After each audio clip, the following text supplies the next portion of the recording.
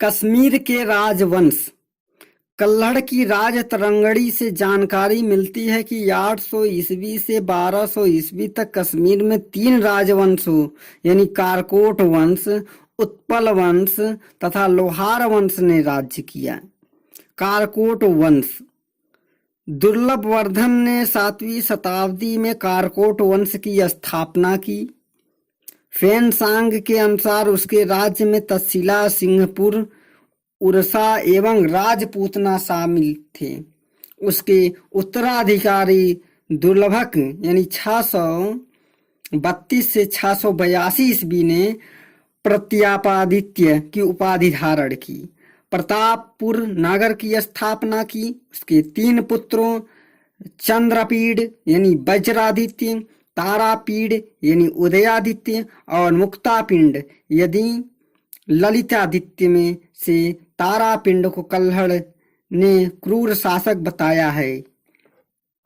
कारकोट वंश का सर्वाधिक शक्तिशाली शासक ललितादित्य मुक्तापिंड यानी 724 से 760 ईस्वी था। उसने तिब्बतियों, कंबोजों, तुर्कों एवं कन्नौज नरेश यशोवर्धन को भी पराजित किया। 733 ईस्वी से उसने चीन राज्य के अपना दूतमंडल भेजा। उसके निर्माण कार्यों में सूर्य के प्रसिद्ध मार्तंड मंदिर शामिल है। ललितादित्य के पुत्र व उत्तराधिकारी जयापिंड यानी 770 से 810 ईस्वी ने कन्नौज के वज्रायुध को पराजित करके अपने राज्य की सीमा का विस्तार किया।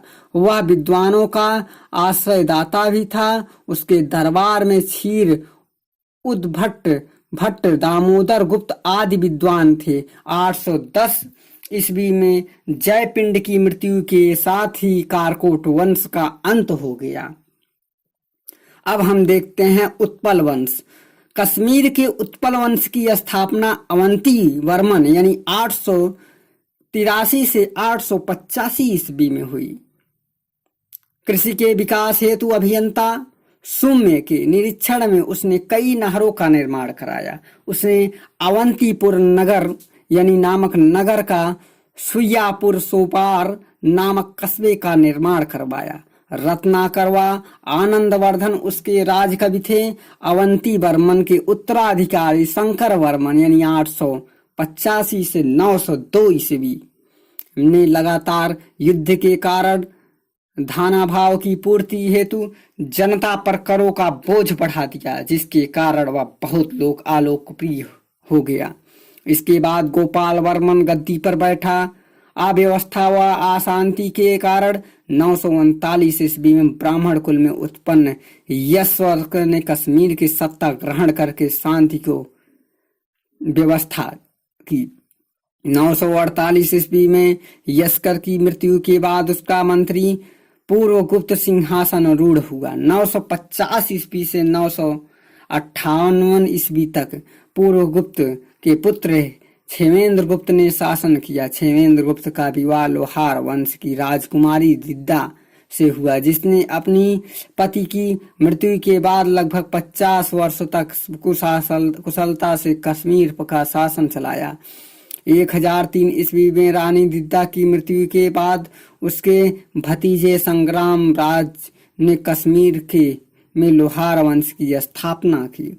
लोहार वंश के संस्थापक संग्राम राज के पुत्र व उत्तराधिकारी अनंत ने अपने शासनकाल में सामंतों के विद्रोह को दबाया। उसने रानी सूर्यमती ने भी प्रशासनिक कार्यों का उसका हाथ दिया। उसका पुत्र व उत्तराधिकारी कलश एवं एक दुर्लभ शासक सिद्ध हुआ। लोहार वंश में कलश का पुत्र व उत्तराधिकारी हर्ष एक महान कवि, विद्वान तथा कई भाषाओं एवं विद्याओं का ज्ञाता था। उसने राजतरंगड़ी के लेखक कल्हड़ को अपने दरबार में आश्रय दिया। लगभग 1101 ईस्वी में राज्य में आंतरिक अशांति के कारण विद्रोह में हर्ष की हत्या कर दी। लोहार वंश के अंतिम शासक जयसिंह 1128 से 1155 ईस्वी में अपने शासनकाल में यवनों को पराजित किया। लगभग 1339 ईस्वी में कश्मीर तुर्कों के अधीन हो गया। मध्यकाल में यहाँ पर दुर्गर नाम का एक राज्य था जो वर्तमान में जम्मू के नाम से जाना जाता है। अब हम मध्यकालीन भारतीय राज्य, वर्तमान क्षेत्र चंपक यानी मध्य भारत, दुर्गर यानी जम्मू, कुतुल यानी मालवा।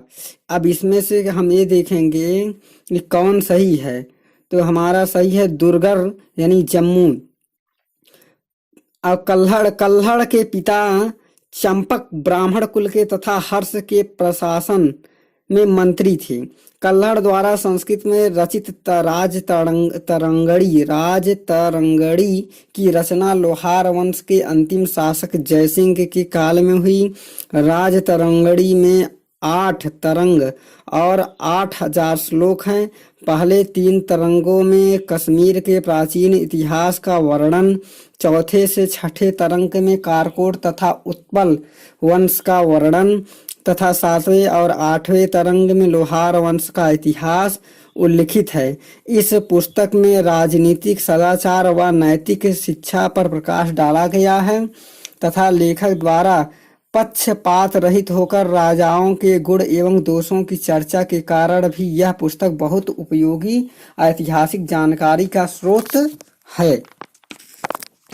अब है हम आगे जानेंगे कि उड़ीसा के पूर्वी गंग अनंत वर्मा चोंडगंग पूर्वी गंग वंश का सबसे प्रतापी शासक था। उसने 1076 ईस्वी में 1148 ईस्वी तक शासन किया। चोंडगंग ने पुरी के प्रसिद्ध जगन्नाथ मंदिर का निर्माण करवाया। पुरी गंग वंश के शासकों में उड़ीसा व जजनगर की रक्षा हेतु अंतिम समय तक प्रयत्न किया। लगभग 14वीं शताब्दी में उड़ीसा पर मुसलमानों का अधिकार हो गया।